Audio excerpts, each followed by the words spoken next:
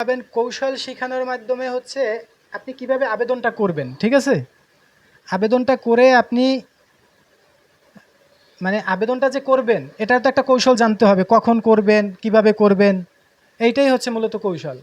এখন এরপর হচ্ছে কার সাথে যোগাযোগ করবেন। তো যোগাযোগ করলে অবশ্যই ফান্ড থাকে, সেই ফান্ডগুলো নিয়ে আপনারা আপনাদের প্রতিষ্ঠান পরিচালনা করবেন। আমার কথা আপনি বুঝেন নাই? এই এখন বলতে পারেন যে আমরা গেলে ওখানে মূল্যায়ন করে না। এখন কেন মূল্যায়ন করে না সেটার তো পরামর্শ নিতে হবে। আপনি যখন একা যান তখন তো অবশ্যই আপনাকে কেউ মূল্যায়ন করে না। আমার কথা বুঝেন নাই?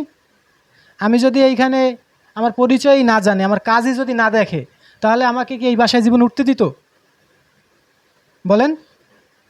তো এই জন্য আপনার কাজগুলো আগে দেখাতে হবে। আমার কথা বুঝতে পারছেন?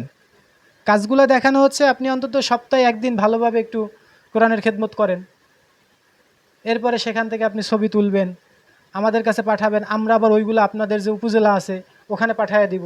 ব্যাপারটা বুঝতে পারছেন?